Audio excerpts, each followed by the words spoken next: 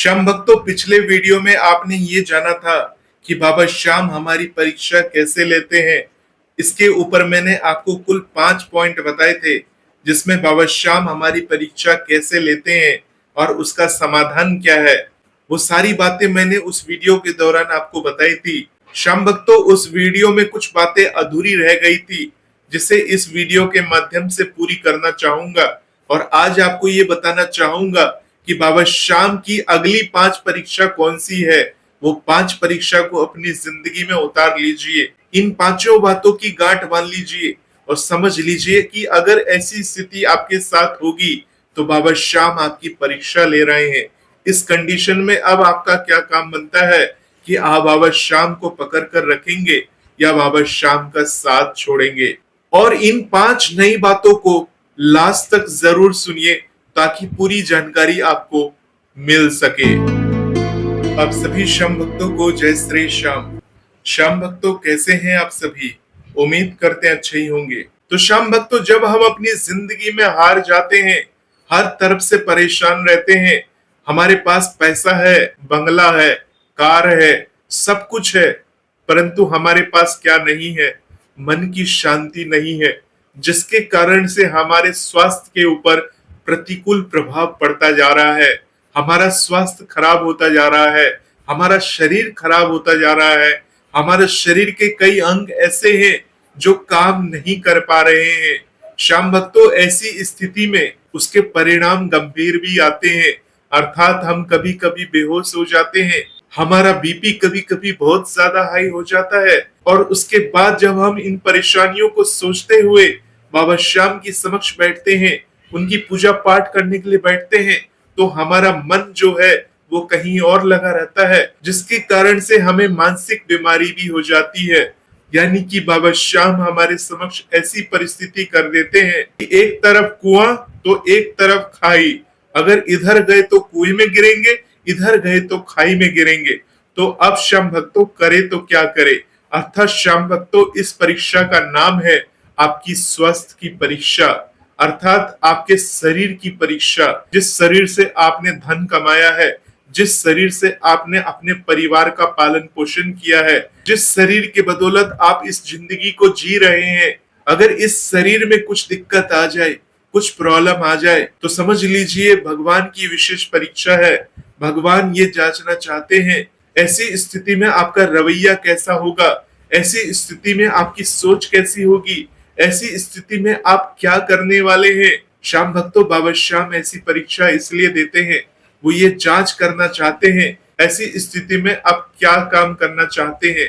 तो श्याम भक्तों, ऐसी स्थिति में बाबा श्याम का वो भक्त अच्छे डॉक्टर को दिखाता है, अच्छे से इलाज कराता है, और जब डॉक्टर भी जवाब दे देता है, जब डॉक्टर ये कह देता है आपका ये इलाज लाइलाज है, इसका कोई इलाज नहीं है, तब ऐसा भक्त अंदर से टूट जाता है, मानसिक बीमार हो जाता है।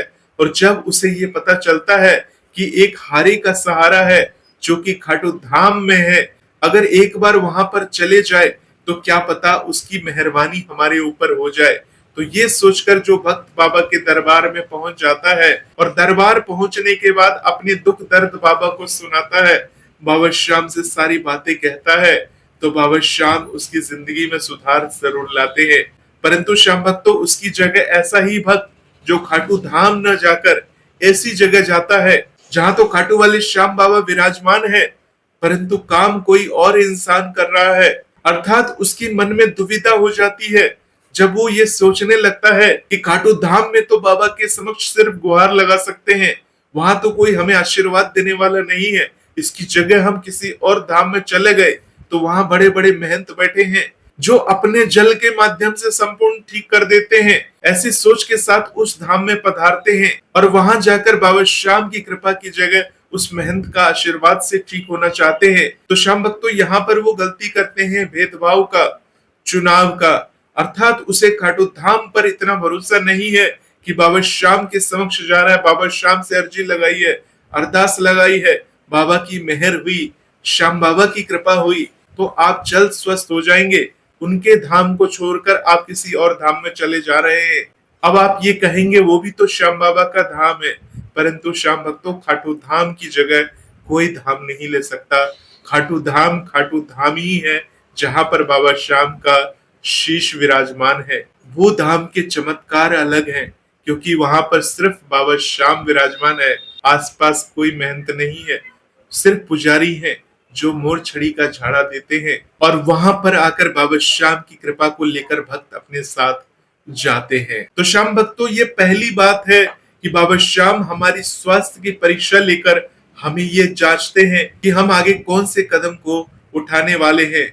उदाहरण के तौर पे आपको समझा देता हूं, एक व्यक्ति अपने कैंसर से पीड़ित है, या एक व्यक्ति को कोई भी तरह की प्रॉब्लम है, हाथ काम नहीं कर रहा, पैर काम नहीं कर रहा, कानों से सुनाई नहीं दे रहा, आंखों से दिखाई नहीं दे रहा, ऐसा जो भक्त है उस समय में बाबा श्याम का वो भक्त है, परंतु उसके साथ ये दुखद घटना हो चुकी है। अब ऐसी स्थिति में वो क्या रहता है, सकारात्मक रहता है या नकारात्मक रहता है, इस विषय को बाबा श्याम जांचते हैं, और इस तरह से बाबा श्याम हमारी स्वास्थ्य के माध्यम से हमारी परीक्षा लेते हैं, हमें जांचते हैं कि हम उनके लायक है या नहीं है। अगर हमने हमेशा उन पर भरोसा बनाए रखा तो क्या पता बाबा श्याम हम पर अपनी दया दृष्टि, कृपा दृष्टि बना दे। श्याम भक्तों, अब बात करते हैं दूसरे परीक्षा की। तो बाबा श्याम दूसरी कौन सी परीक्षा लेते हैं? जब हम बाबा श्याम के दरबार में जाते हैं, बाबा श्याम से तरह तरह की बातों को बोलते हैं, और श्याम भक्तों, जब बाबा श्याम हमारी मनोकामना पूर्ण कर देते हैं, हमारी बातों को सुन लेते हैं, तो हम बहुत ही उत्साहित हो जाते हैं, बहुत ही खुश हो जाते हैं, और जोर जोर से चिल्ला चिल्ला कर लोगों को बोलते हैं कि बाबा श्याम ने मेरी ये मन्नत पूरी कर दी, बाबा श्याम ने मेरी ये अर्जी पूरी कर दी। मैंने एक कार की अर्जी लगाई थी, कार मिल गई। मैंने बंगला की अर्जी लगाई थी, बंगला मिल गया। मैंने एक संतान की अर्जी लगाई थी, संतान मिल गया।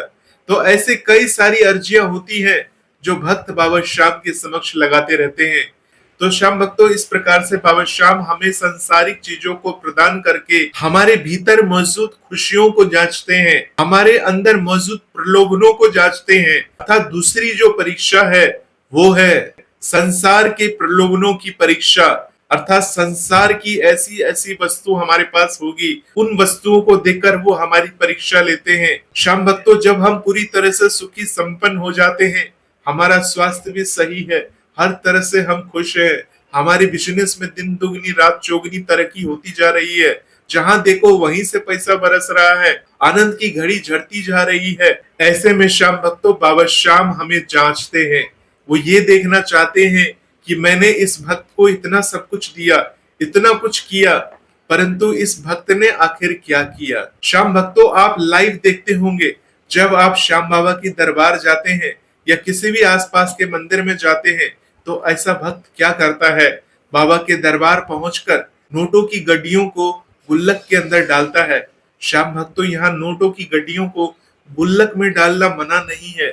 अगर वो गुल्लक में नहीं डालेगा तो मंदिर का विस्तार कैसे होगा, मंदिर का आधुनिकीकरण कैसे होगा। श्याम भक्तों, बाबा श्याम तो सिर्फ ये देखते हैं कि जिसने नोट की गड्डियां डाली है, वो जिस मंदिर में 13 सीढ़ियां चढ़ के ऊपर से आया है, उस मंदिर के बाहर कोई एक गरीब इंसान बैठा था जिसको पैसे की बहुत ज्यादा जरूरत थी। जब वो नोटों की गड्डियां चढ़ाकर बाहर निकलता है, तो वही व्यक्ति आकर उससे पैसे की गुहार लगाता है, साहब 10 रुपए दे दो, मैं भूखा हूँ, 2 रोटी खा लूंगा। साहब 20 रुपए दे दो, मैं कपड़े खरीद लूंगा। ऐसी ऐसी बातें करता है, परंतु वो सेठ अपने जेब में हाथ डालता है, वो हाथ डालकर चिल्लर ढूंढने की कोशिश करता है, यानी 2 रुपए, 5 रुपए, 10 रुपए का सिक्का ये मिल जाए तो मैं इसको दे सकूं। और जब नहीं मिलता तो उससे ये कह देता है कि मेरे पास छुट्टे नहीं है, और ये बोलकर वहां से चला जाता है। अब श्याम भक्तों, बाबा श्याम ने उसे धन देकर उसे इस काबिल बनाया है कि वो 2-4 लोगों की मदद कर सकता है। परंतु श्याम भक्तों, यहाँ पर आप सोचिए, क्या वो यहाँ पर बाबा श्याम की उस परीक्षा में सफल हो पाया? अगर बाद में उसे ये बात रियलाइज होती है और बाद में जब ये काम करने की कोशिश करता है, तब तक श्याम भक्तों बहुत देर हो चुकी होती है।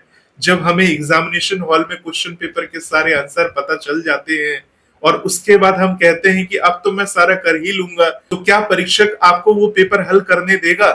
नहीं करने देगा, क्योंकि आप सभी प्रश्नों के उत्तर को समझ चुके हो। तो श्याम भक्तों, बाबा श्याम के दरबार में भी ऐसा ही होता है कि बाबा श्याम तरह तरह से आपकी परीक्षा लेते हैं और आपकी जांच करते हैं कि आप उस परीक्षा को किस प्रकार से उत्तीर्ण करोगे। अब श्याम भक्तों, यहाँ पर भी एक बात ट्विस्ट वाली है। अगर मान लीजिए उस समय में उसके पास खुले पैसे नहीं थे और वो उसको पैसे नहीं दे पाया, हो सकता है जो पैसे मांगने वाला हो उसका हर रोज का ही काम हो कि वो पैसे मांगकर अपना गुजारा करता हो। तो श्याम भक्तों, ये तो उसका रोजगार है। आज उसने आपसे पैसे मांगे, कल किसी और से पैसे मांगेगा। मैं यहाँ ये नहीं कहना चाह रहा हूँ कि हर भिखारी को हमें पैसे देने चाहिए। ये आपको देखना होगा कि जिसे आप पैसा दे रहे हैं वास्तव में उसे जरूरत है या सिर्फ उसने इसका एक पेशा बना रखा है, यानी ये सिर्फ उसने अपना एक काम बना रखा है। श्याम भक्तों, उस समय आप उसकी मदद भले ना कर पाए, परंतु जब आप मंदिर के बाहर आ गए या आप अपने घर पहुंच गए, वहां पर आपने देखा कि एक परिवार भूखा है, उसके पास खाने के लिए 2 रोटी नहीं है। अगर आपने उसकी उस समय में मदद कर दी तो वो आपकी वास्तविक मदद कहलाएगी। और ऐसे में बाबा श्याम की उस परीक्षा को उत्तीर्ण करने का सबसे सटीक एग्जाम्पल मैंने आपको दे दिया है। अर्थात उसकी मदद करके आपने बाबा श्याम की उस परीक्षा की लाज रख ली। परंतु श्याम भक्तों, ऐसा नहीं है कि एक बार आपने ये काम कर दिया तो आप परीक्षा में उत्तीर्ण हो जाएंगे। आपके अपने मनोदशा को बदलना होगा, आपको दयावान करुणावान बनना होगा। उसके बाद ही बाबा श्याम की इस परीक्षा में आप पूरी तरह से उत्तीर्ण कर पाएंगे। तो श्याम भक्तों, इस बात को गांठ बांध लीजिएगा कि आज के दिन आपके जेब में पैसे नहीं है, आज आप किसी को देने लायक नहीं है, कोई बात नहीं है। परंतु जिस दिन बाबा श्याम ने आपको इस लायक बनाया है, जरूर किसी न किसी गरीब की मदद करिएगा। ऐसे गरीब की मदद करिएगा जिससे वास्तव में आपकी जरूरत हो। ये जरूरी नहीं है कि एक गरीब होगा तो उसके कपड़े फटे ही होंगे। हो सकता है कि गरीब एक ऐसा भी व्यक्ति है जो कि हर तरफ से देखने में अच्छा हो, परंतु वो बेहद गरीब है और उसे आपकी मदद की जरूरत है। श्याम भक्तों, ये चीज आपको पहचानना होगा कि कौन सा ऐसा व्यक्ति है जिसकी आप मदद करके बाबा श्याम की कृपा की प्राप्ति कर पाएंगे। श्याम भक्तों, मुझे तो तब हंसी आती है जब खाटू श्याम मंदिर में जाता हूँ और खाटू श्याम मंदिर में जाकर देखता हूँ बाबा श्याम का विशाल फूल बंगला सजा हुआ है। बाबा श्याम के लिए तरह तरह की शाही पकवान वहां पर पड़े हैं, यानी बाबा श्याम को 56 भोग लग रहा है। बाबा श्याम को भक्त सोने चांदी के छत्र चढ़ा रहे हैं, लाखों रुपए की लोग गड़ियां दान पेटिका में डाल रहे हैं, लाखों रुपए की सिंगर बुलाकर भजन वगैरह करवा रहे हैं। परंतु वही मंदिर के बाहर बहुत सारे ऐसे असहाय लोग बैठे हैं, बूढ़े लोग बैठे हैं, अपाहिज लोग बैठे हैं, जो 5 रुपए 10 रुपए के लिए गुहार लगा रहे हैं। और वहां पर चल रहा है विशाल भंडारा, विशाल आयोजन।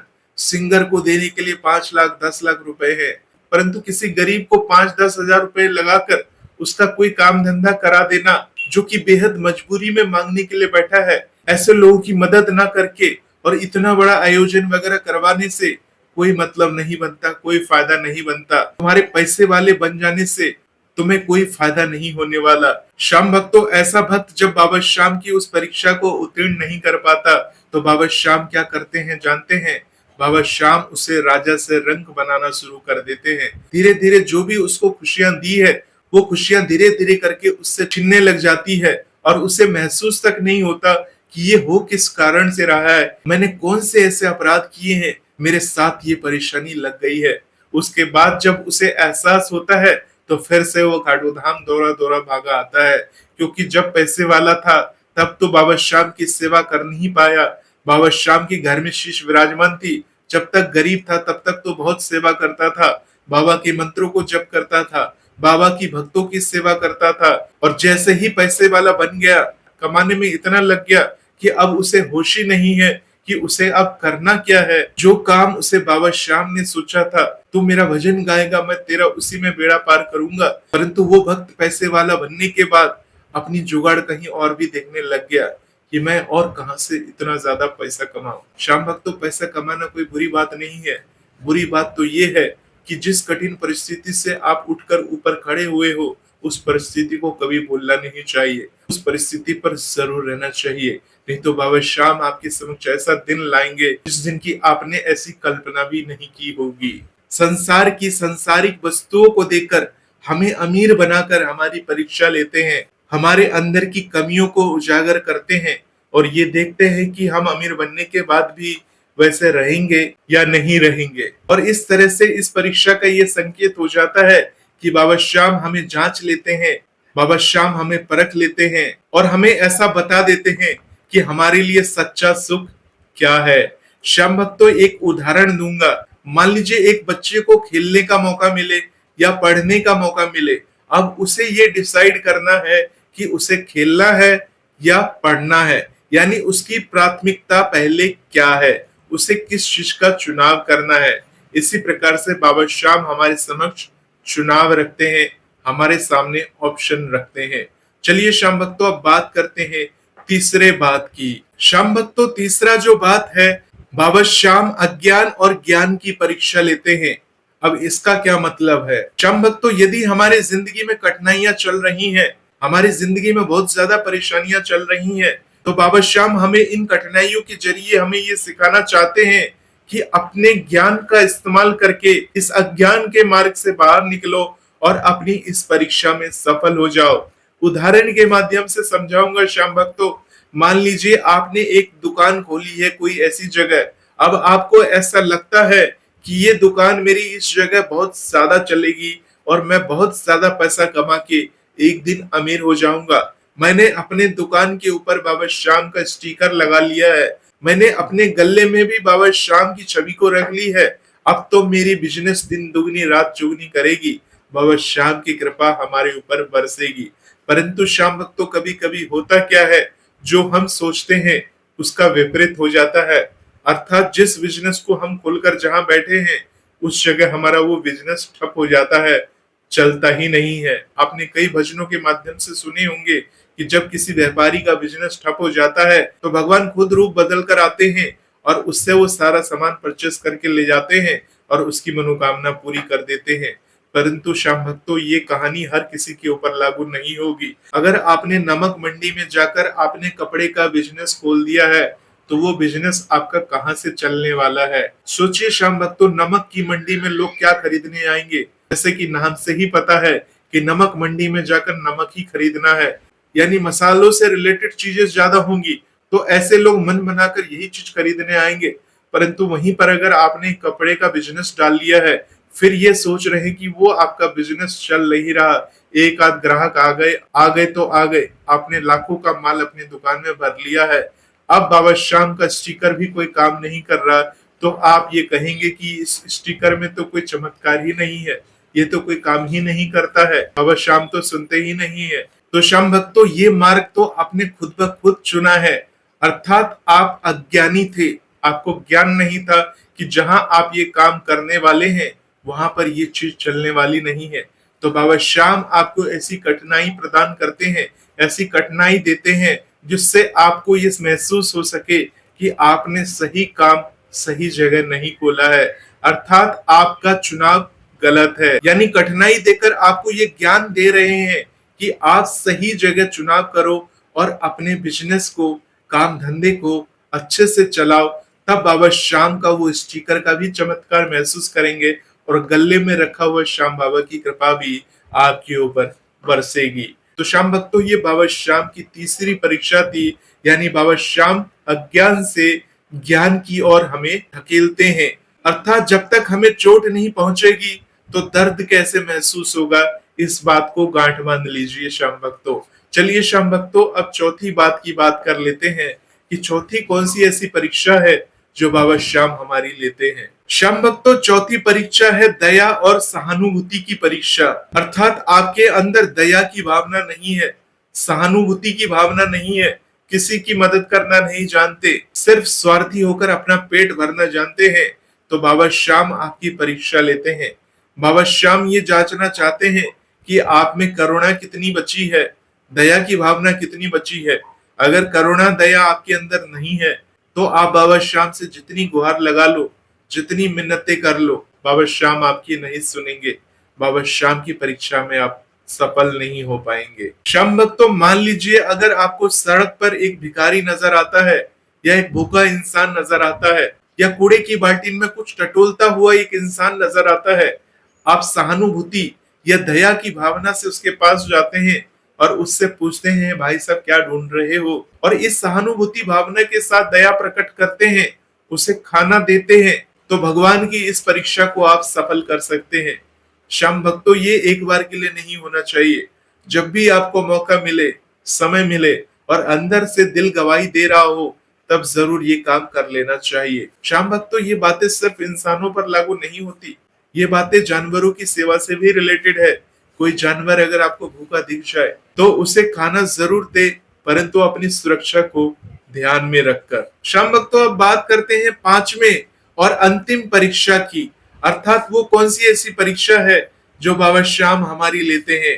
आत्मविश्वास और आस्था की परीक्षा लेते हैं। अर्थात अगर आपके अंदर आत्मविश्वास नहीं है, सेल्फ कॉन्फिडेंस नहीं है, तो आप बाबा श्याम की इस परीक्षा में सफल नहीं हो सकते। अर्थात अगर हमें कोई भी काम करना चाहिए तो हमें उसके ऊपर विश्वास रहना चाहिए। मान लीजिए श्याम भक्तों, आप बाबा श्याम से अर्जी लगाते हैं, अरदास लगाते हैं, परंतु उसके ऊपर विश्वास रखना चाहिए। अगर कोई भक्त आपको कुछ बातें समझा रहा है, मान लीजिए मैं ही कोई आपको बात समझा रहा हूं, इसको सिर्फ सुनने के मकसद से आप सुन रहे हैं, तो एक बात अलग हो जाती है, परंतु इन बातों को रियलिटी में अपने जीवन में अमल करने से आपके ऊपर बाबा श्याम की कृपा बरसती है। तो श्याम भक्तों, अपने ऊपर आत्मविश्वास रखना चाहिए और आत्मविश्वास के साथ आगे काम करते रहना चाहिए। बाबा श्याम हमारे समक्ष कई ऐसी परिस्थितियां उत्पन्न कर देंगे जिसमें आपको आत्मविश्वास की जरूरत होगी, और यदि मान लीजिए आपका आत्मविश्वास डगमगा गया, आप हार मान गए कि नहीं अब मुझसे नहीं होगा, मैं तो पूरी तरह से हार चुका हूं, तो जिसका आत्मविश्वास कमजोर है, जिसका सेल्फ कॉन्फिडेंस डाउन है, जो कोई कर्म करना ही नहीं चाहता, जो कोई मेहनत करना ही नहीं चाहता, तो ऐसे जो भक्त होते हैं बाबा श्याम की उस परीक्षा में फेल हो जाते हैं। इस बात की गांठ बांध लीजिए, जब तक कर्म नहीं करेंगे तब तक फल आपको नहीं मिलेगा। श्याम भक्तों, एक उदाहरण के माध्यम से समझा देता हूं। मान लीजिए एक छात्र अपनी परीक्षा की तैयारी करता है और परीक्षा की पूरी अच्छी तरीके से उसने तैयारी करी है, परंतु पेपर में सवाल जो है वो बहुत ज्यादा कठिन आ जाते हैं। तो ऐसी स्थिति में छात्र अपना आत्मविश्वास बनाकर और जो सवाल उसे आते होंगे, जो उसने सवाल को सीखा होगा, उस सवाल का आंसर सही सही लिख देता है, अर्थात उत्तर को सही सही लिख देता है, तो ये उसकी आत्मविश्वास की परीक्षा है और साथ ही साथ ये उसकी आस्था की भी परीक्षा है। जिस समय में उसने अपनी तैयारी की थी, उस समय में उसने ये सोच लिया था कि मुझे कैसे भी इस एग्जाम में टॉप आना है, फर्स्ट आना है। अगर एग्जाम में कठिन सवाल भी आ जाए, कैसे भी सवाल आ जाए, मैं उसको हल करके ही आऊंगा। और ऐसे विश्वास के साथ, ऐसी आस्था के साथ जो करता है, वो बाबा श्याम की उस परीक्षा में उत्तीर्ण हो जाता है, अर्थात पास हो जाता है। और वहीं पर श्याम भक्तों, जो छात्र कॉपी में सिर्फ ये लिखकर आ जाता है कि हे बाबा श्याम पास करा देना, मैं आपको इतने रुपए के लड्डू चढ़ाऊंगा, मैं आपके खाटू धाम आऊंगा, ये सब कॉपी में लिखकर आता है, तो ऐसे लोग बाबा श्याम की उस परीक्षा में असफल माने जाते हैं, बाबा श्याम की परीक्षा में सफल नहीं हो पाते।